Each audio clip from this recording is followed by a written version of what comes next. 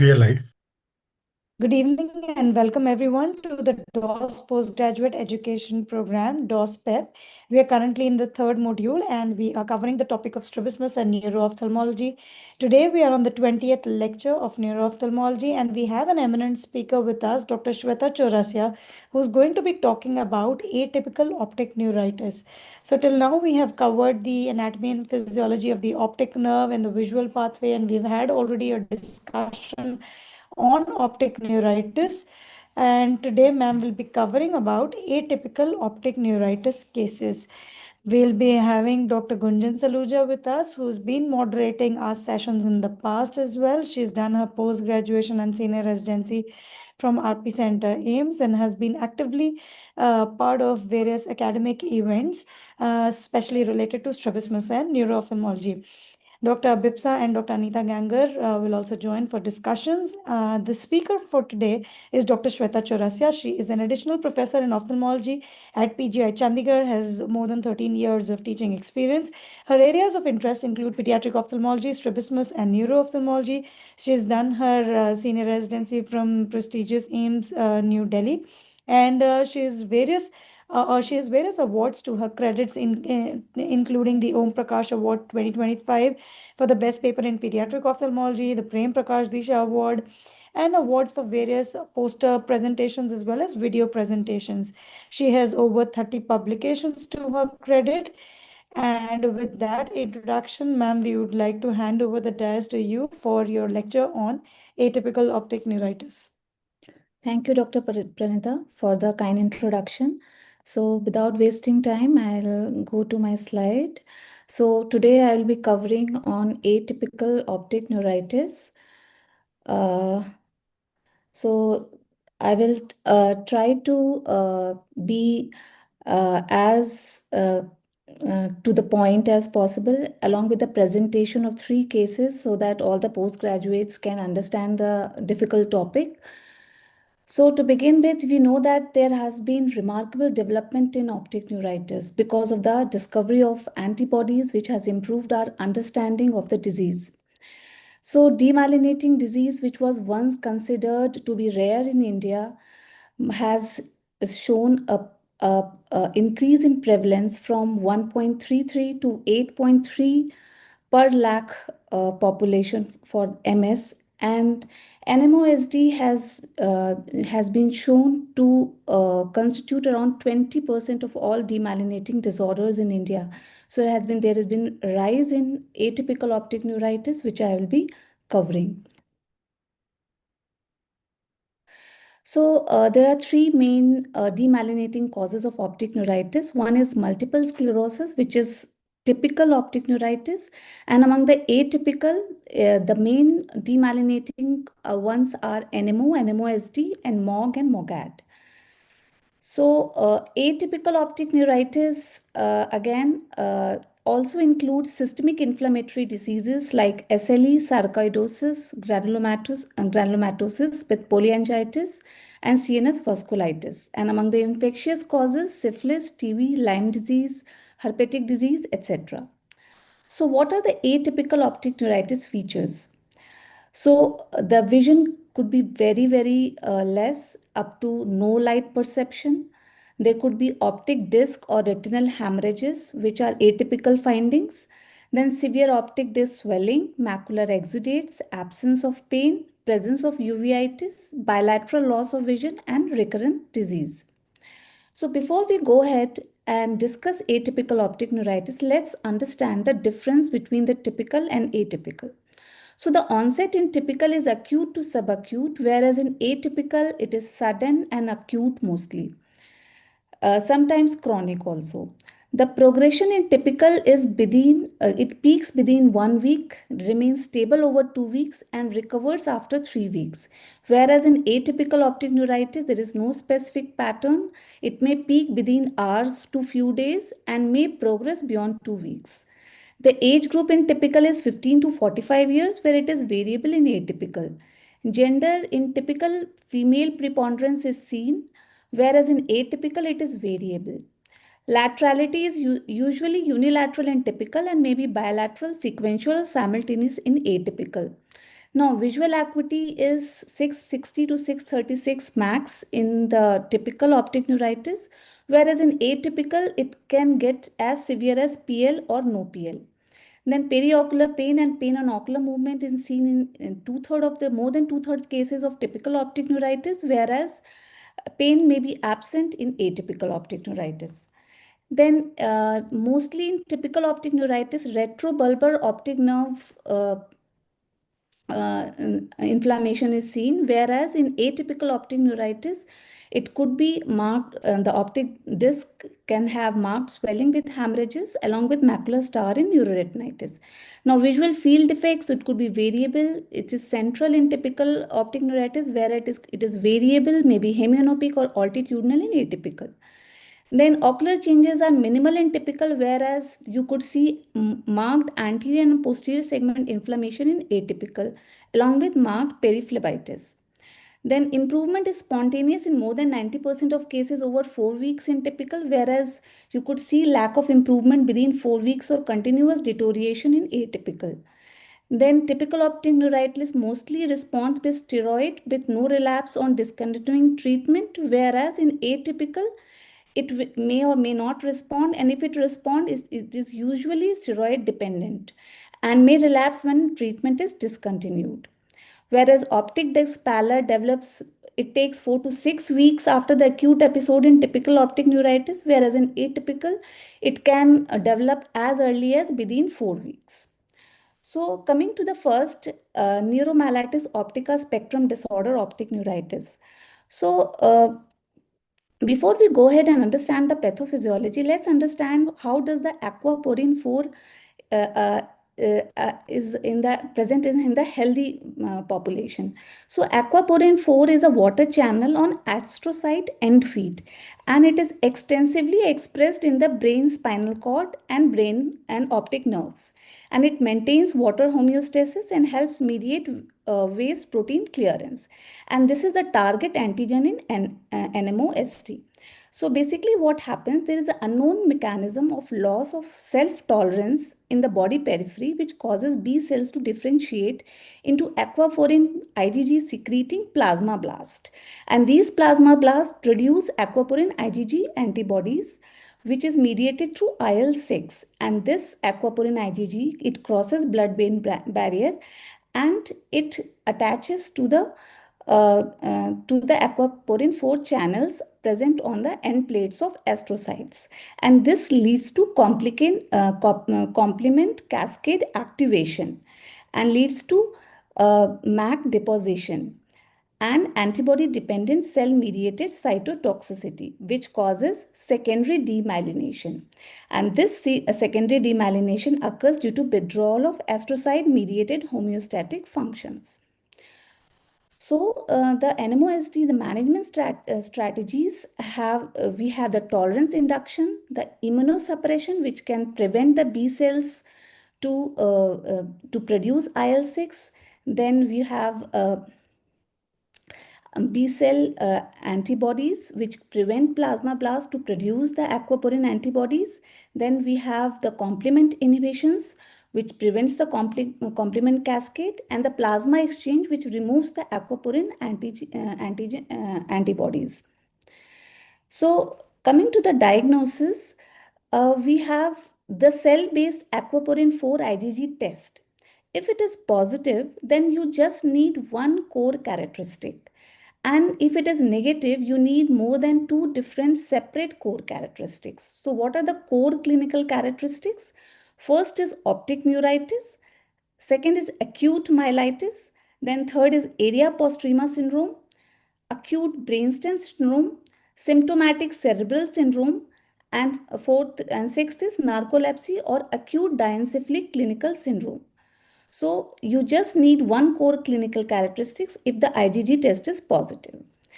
If you have negative test or the test is unavailable, you need 2 or more than 2 separate core characteristics along with additional MRI requirement. So what are the MRI requirement? You have to have brain MRI normal or non-specific white matter changes or extensive T2 hyperintensity on ganglion enhancing optic nerve lesion, which should involve more than 50% of the optic nerve length. Then in acute myelitis, you should have LETM, that is longitudinally extensive transverse myelitis, which should involve three or more than three contiguous spinal cord segments. Then area postrema syndrome, which should have dorsal medullary or area postrema lesions, or acute brainstem syndrome, which should have periependymal brainstem lesions. Now, coming to the case one, a 25-year-old female presented to our center with the uh, chief complaint of diminution of vision in the left eye for 4 months, which was associated with pain, color, desaturation. She received IVMP, intravenous methylprednisolone, only 1 month later for 3 days. Following which, the improvement in vision was just up to counting fingers. So there was no improvement because the patient received IVMP quite late. Then she had diminution of vision in the right eye for 1 week, which was again onset to peak was 5 to 6 days, which was acute in onset along with the pain on eye movement. The patient, this time in the right eye, the patient has vision of finger counting hand movement at 1 meters. And left eye had already low vision of finger counting at 1 meters. Both pupils were sluggish. And on presentation, the patient had both decreased color vision and contrast sensitivity and temporal pallor. You could see in the left eye, there was nasal as well as temporal pallor, temporal more than nasal, whereas in the right eye, there was slight temporal pallor. So right eye field was not possible. In the left eye also, there was large scotomas. So RNFL showed thinning along with mild edema, and there was GCC loss in both the eyes. On the imaging in the T2, we could see there was patchy hyperintensity in anterior and posterior parts of the optic nerve, and the left anterior part showed reduced bulk with hyperintensities. On T1 fat side post contrast, you could see that there was contrast enhancement in the coronal section. So, atypical optic neuritis was suspected, and she was advised battery of investigations along with NMO and MOG antibodies, which came out to be positive for the NMO antibodies.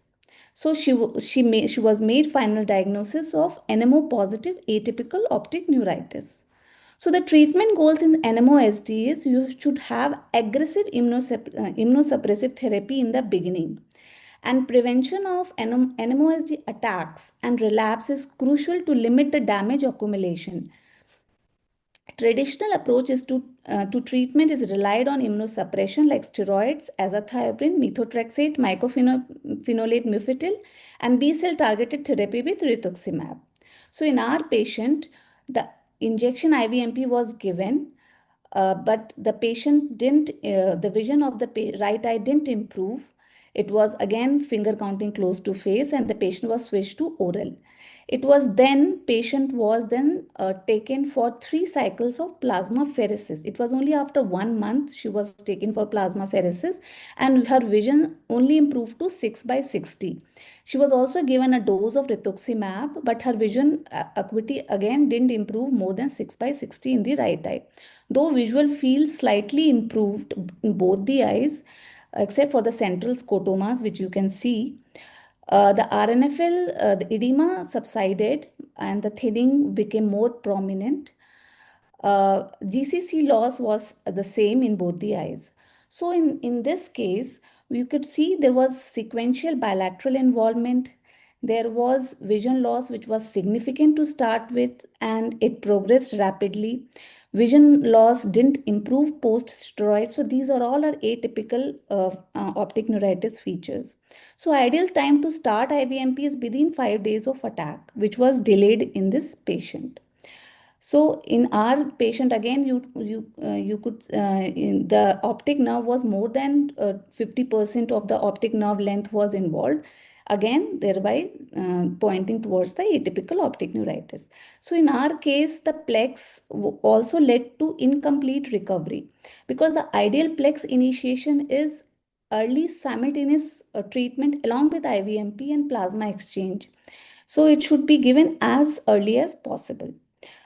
Again, the long-term immunosuppression is recommended once the NMOSD diagnosis is confirmed, that is by rituximab, azathioprine or MMF. In our case, 1 dose of rituximab was given. Coming to the case 2, a 30-year-old female, she presented in a private hospital in the Department of Neurology in 2022, April, with diminution of vision for 2 days, which was sudden in onset, not associated with pain on ocular movement, preceded by left-sided severe headache. And there was no other complaint. So you could see there was enlarged retrobulbar optic nerve on left side. And there was contrast enhancement along with fat stranding on the left side, on the coronal section. So she was diagnosed locally with left eye optic neuritis. And on the third day only, she received 1 gram of IVMP, followed by the oral steroids. And she had 50% improvement on day 5. And patient then was started on oral steroid, but patient no cell-based assay for NMO or MOG was done, and patient also didn't receive any immunomodulator therapy. In July 2022, patient came to our hospital for a second opinion, and at that time her left eye visual acuity was 6/18 and she had left eye temporal pallor. She was advised to undergo the NMO, MOG and CSF analysis along with MRI, but patient lost to follow-up. Again, she had another episode in the left eye. This time, again, sudden onset. Onset to peak was less than 1 day and it worsened to the extent of hand movement close to face associated with headache. Again, she went back to the private hospital. There in the ophthalmology department, patient was informed that there was left eye disc pallor and VP was reduced in amplitude and with prolonged P100 latency. Patient was just diagnosed as left eye optic atrophy with poor prognosis and no intervention was given this time. And then patient was referred to our hospital. So when she presented, she had hand movement close to face with RAPD and color vision was, she couldn't read any demo plate and there was secondary optic atrophy in the left eye. But when we reviewed the MRI, we saw that though the optic nerve was thin, but there was mild contrast enhancement in T1 fat suppressed post contrast images. So this pointed that the patient had an acute attack over the optic atrophy in the left eye. In the left eye, again, visual fields could not be charted and she was made the differential of left eye recurrent atypical optic neuritis with more appearing towards NMOSD than MOG. So she was asked for the blood investigations and anti-NMO came out to be positive. Patient was given IVMP, but again patient had a delay in receiving IVMP and she received IVMP after in the November 2022. So this patient again with the one core clinical criteria of optic neuritis more than 2/3 and NMO positive, the NMOSD diagnosis was made. She had loss in GCC and fields were already poor. So she was started on azathioprine and she was given monthly injection of IVMP and she was continued on azathioprine with no fresh relapse. Her vision, her fields improved to a slight extent, but there was no improvement in GCC. RNFL showed thinning also.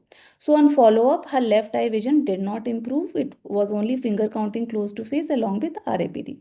So the learning point from this case is that patient received IVMP within 48 hours of first attack in NMOSD, leading to better visual recovery, but it was delayed during second episode, which led to non-visual recovery.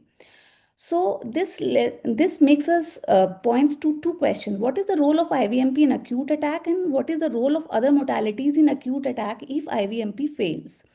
So in NMOSD, in acute attack, intravenous methylprednisolone is the first line of treatment and it has to be given as a dose of 1 gram in 3 to 5 days along with the oral steroids in a tapering dose. So this intravenous methylprednisolone, it suppresses inflammatory and immune reactions, reduces infiltration of lymphocytes, suppresses the cell adhesion molecules and MMPs, lowers the antibody titers, and restores the blood-brain barrier integrity. But it is effective only in 83% of NMOSD cases. So what is the ideal time when we should be giving IVMP? Ideally, it has to be given as early as possible, but ideally within 48 hours. Even a 7-day delay in MMP initiation is detrimental to the vision of patients with aquaporin 4 antibodies. So plasma exchange is the next line of treatment, and it is rescue therapy in patients with glucocorticoid resistance or in severe attack with severe vision loss, which is not responding to IVMP. Ideally, it has to be started within 4 to 5 days of IVMP if there is no sufficient response. And the possible mechanism is removal of aquaporin 4 antibodies.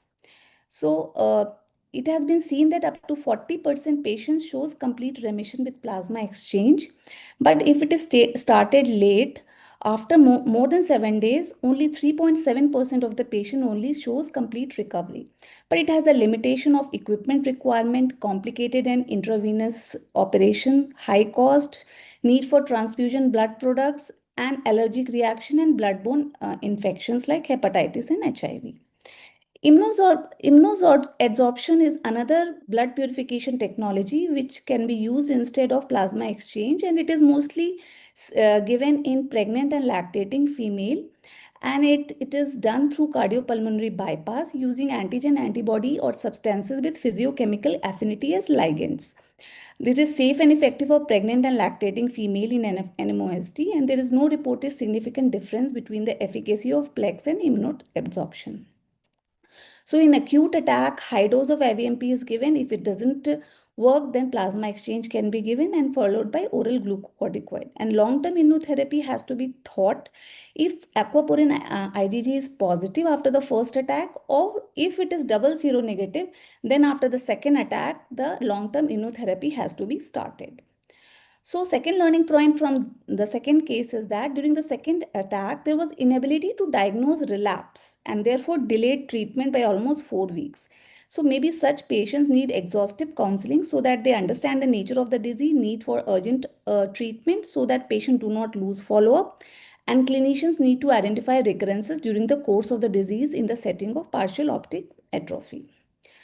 And the last point from this case was that failure to establish etiology of optic neuritis. So one should always order the cell-based NMO and MOG antibody whenever the atypical optic neuritis is suspected. And the long-term immunomodulation, it includes classical immunosuppressants, which is low-dose glucocorticoids, azathioprine and mycophenolate mefetyl. Then monoclonal antibodies includes B-cell depletion, which is rituximab and ublituximab, and complement inhibitors like eculizumab and ravulizumab, and anti-L6, IL-6, this is tocilizumab. So long-term management, we have ravulizumab or rituximab as the first choice, and the second choice is azathioprine or mycophenolate or tocilizumab. Whereas in double seronegative NMOSD, rituximab or azathioprine or mycophenolate mefetyl is the first line of treatment. Coming to the MOGAD, the pathophysiology of MOGAD is that any compromised tolerance in the periphery leads to weakly activated MOG reactive CD4 T cells to get activated. And this activation is because of the molecular mimicry, bystander activation, or MOG presentation in CNS draining lymph nodes. And these activated T cells, then they cross the blood-brain barrier and they then interact with the activated antigen presenting cells. And along with the MOG antibodies, it goes to the CNS parenchyma and attacks the oligodendrocytes. And this attack is through the complement activation or antigen-dependent cell cytotoxicity. So MOGAD spectrum includes the white matter injuries like optic neuritis or crayon, then gray matter injuries like cortical encephalitis and brainstem syndrome, then the spinal lesions like myelitis, which is longitudinal transverse extensive myelitis, or ADEM, then meninges aseptic meningitis, and in the peripheral nervous system, radiculitis. So how do we diagnose MOGAD? For that, again, the core clinical demyelinating events are optic neuritis, myelitis, ADEM, cerebral monofocal or polyfocal deficits, brainstem or cerebellar deficits, cerebral cortical encephalitis, often with seizures. So you have to have a positive MOG IgG test. If it is clear positive, then you just need one core clinical demyelinating event. And if it is low positive or positive without reported titers or negative, then you need to have more than one supporting clinical or MRI features uh, along with the two core clinical characteristics. So you have the supporting MRI features. You have to have optic neuritis. Among that, you have to have bilateral simultaneous clinical involvement, longitudinal optic nerve involvement, which should include more than 50% length of the optic nerve, perineural optic nerve sheath enhancement, and optic disc edema. In the myelitis, you should have longitudinal extensive myelitis, central cord lesion or H sign, conus lesion, brainstem or cerebral syndrome, and it should include multiple ill-defined T2 hyperintense lesions in supratentorial and often infratentorial white matter, deep gray matter involvement, and ill-defined T2 hyperintensity involving pons, middle cerebral peduncle or medulla, cortical lesion with or without lesion, and overlying meningeal enhancement. Now coming to this case, a 19-year-old female, she presented with blurring of vision in the left eye, and onset to peak was 4 days and the duration was since 1 week. It was acute in onset, associated with pain on ocular movement, and she had inability to perceive colors. There was a history of similar complaint in the left eye 2 years back with onset to peak 6 days. Treated outside with injection IV methylprednisolone after 1 week of attack, and patient showed marked improvement with vision improved to 6/6. And this was the previous MRI. You could see on the T2, there was T2 hyperintensity in the left side. There was no other complaint. She showed, this time she showed in the private hospital, and she was diagnosed to have left eye disc edema. Since she showed in the private, we do not have the picture, but she had left eye disc edema. She received 3 injections of IV methylprednisolone after 1 week of attack, and documented vision post-steroid was 6/6, and then she was referred to our hospital. At the presentation, since she had already received IVMP, her vision was 6/6 in both eyes, though there was grade 2 RAPD in the left eye, and color vision was slightly reduced to 11/17, and contrast sensitivity was also less. And in the fundus photo, the patient had already a setting of disc pallor in the left eye. Fields were grossly normal, though there was GCC and RNFL loss was present. Neurological examination was normal. She was advised NMO and MOG antibodies, and her MRI were reviewed, and the left optic nerve appears slightly bulky.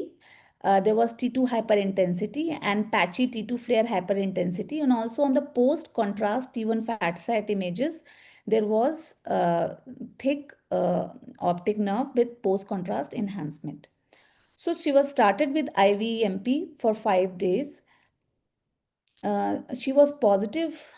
Her report for the MOG antibodies came out to be positive. So she was switched to Azoram 25 mg after methylprednisolone and tapering of the oral steroids. She was diagnosed as MOG. So you could see that this patient had optic disc edema, which is classical with the MOG. It has more of papillitis, and these patients may and they show good steroid responsiveness if given on time, and this patient also had good recovery. So, showing thereby implying that MOGAD has much better prognosis following steroid. So the management strategy in MOGAD in the acute attack is again IVMP. If it does not respond, then plasma exchange or intravenous immunoglobulin. And in the long-term management, we give low-dose oral glucocorticoids, azathioprine, mycophenolate mofetil, rituximab, tocilizumab, and maintenance IVIG. So the treatment protocol is that After treating with steroid, if there is complete recovery, then the steroid is often repeated after 2 to 3 months, and the steroids are stopped, and then the repeat MOG is sent at 6 months. And the MOG is reassessed. If it is positive, then the risk is assessed based on the phenotype, MRI, and immunosuppressants are decided based on that. If it is negative, then we just observe without giving any immunomodulation. If there is incomplete recovery with steroid, then the patient is given plasmapheresis and patient is switched to immunosuppressants, and the MOG is again repeated at 6 months. So generally in MOGAD, IVMP shows complete recovery in half of the patient and partial recovery in 44% of the patients in one of the study. They are highly steroid sensitive. There is rapid recovery following initial administration of IV intravenous methylprednisolone or oral steroids, but they also become steroid dependent sometimes. If treatment initiation is delayed more than 10 days, it is generally associated with failure to recover visual acuity at 3 months.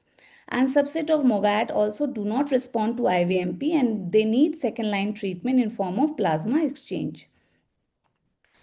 As far as the long-term management is concerned, 50% of the MOGAD patients exhibit monophasic disease and may not require long-term immunosuppression.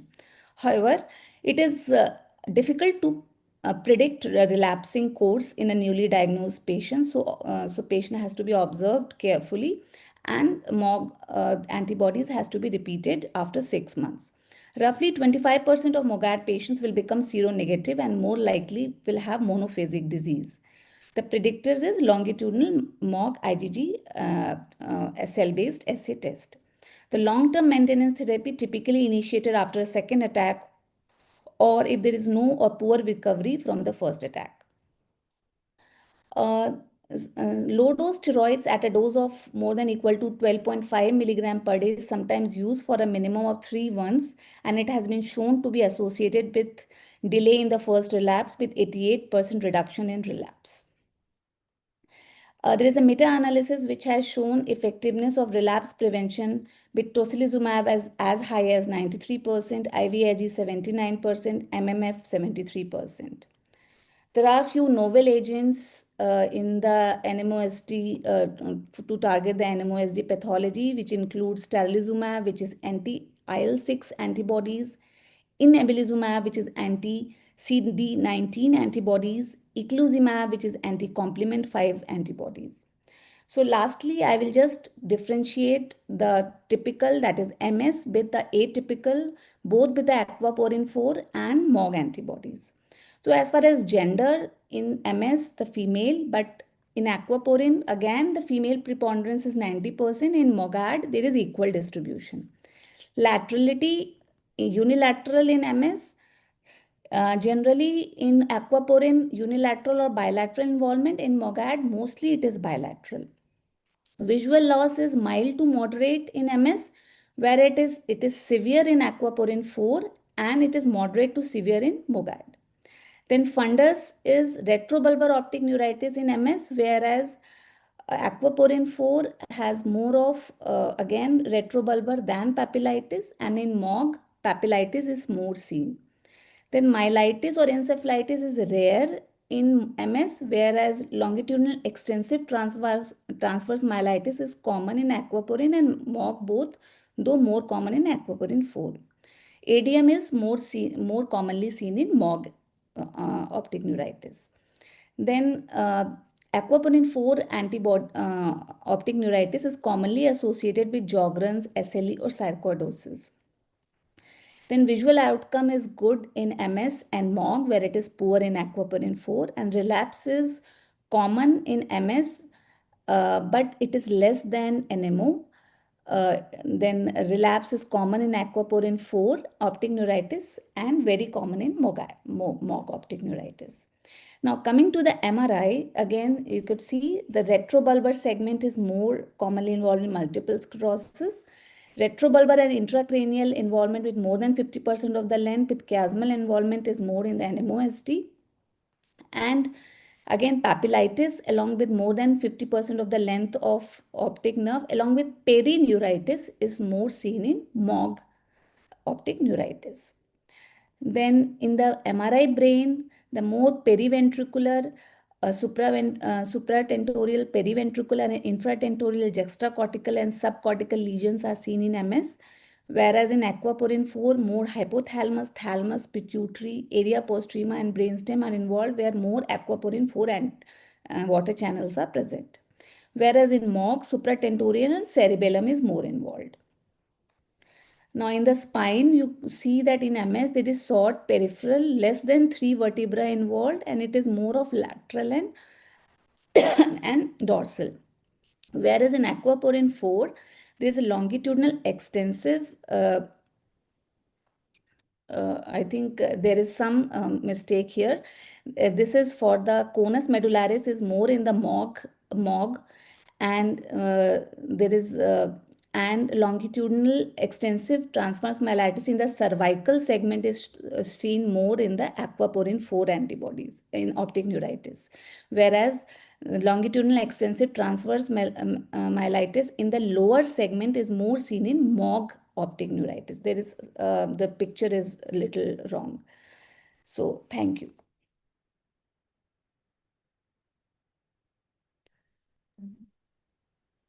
Thank you so much, ma'am, for that extensive lecture that you just delivered. And Gunjan?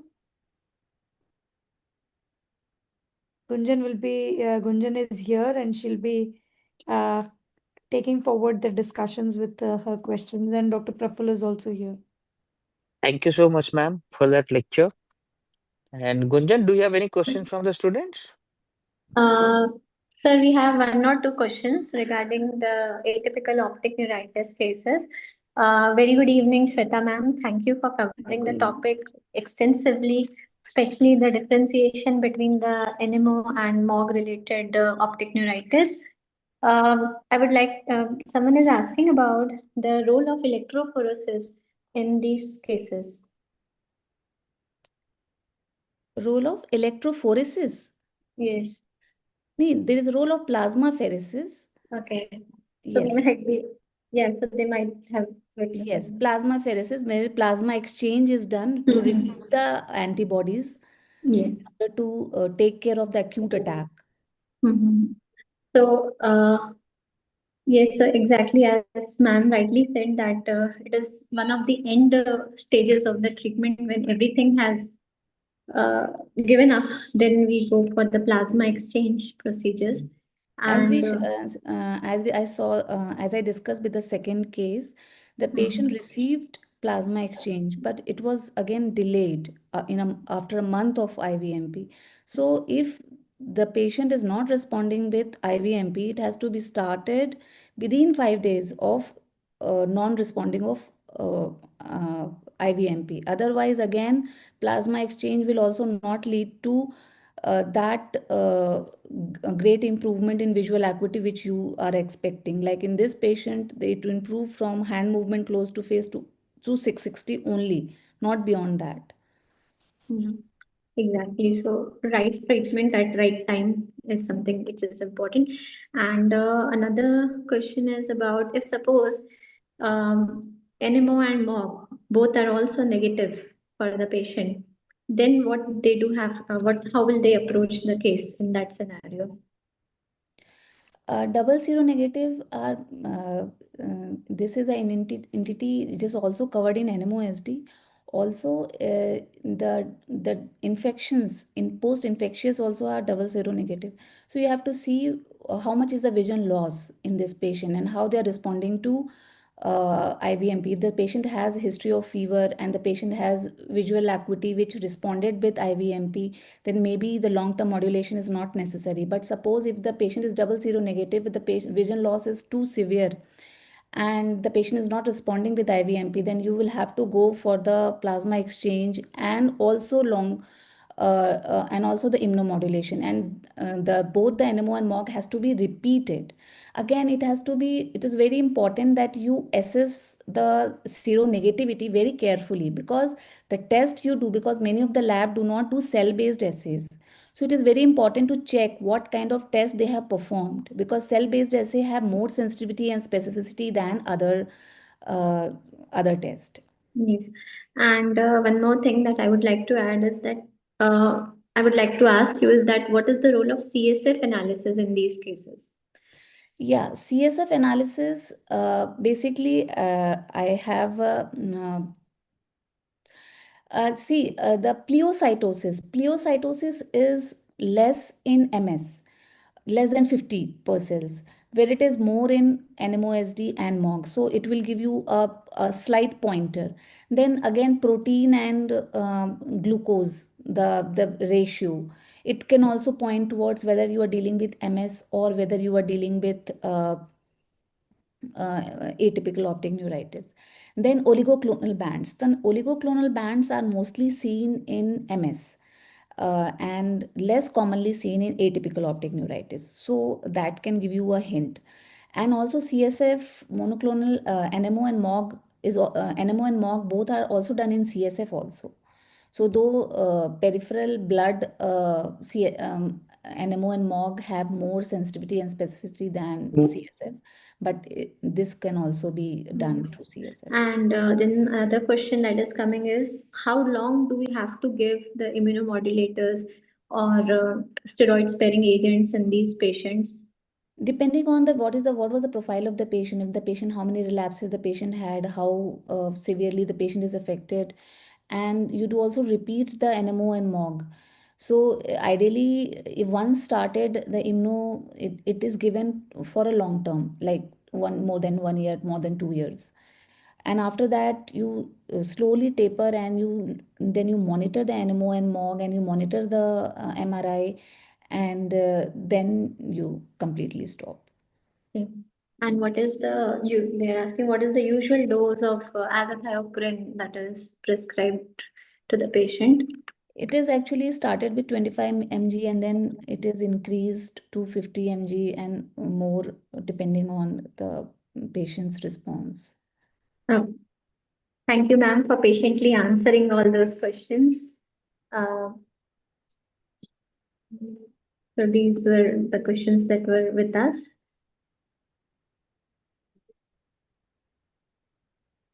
Thank you, ma'am. And this is just a token of appreciation. And I'm sure sir is there. He wants to put in some comments.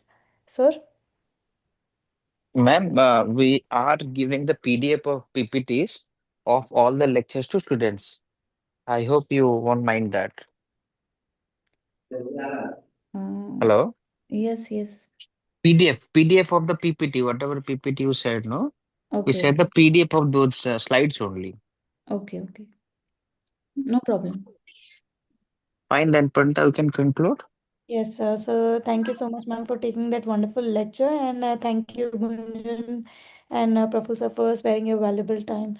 With that, we'll conclude the class. Thank you and good night, ma'am. Thank you and good night. Thank you. Thank you.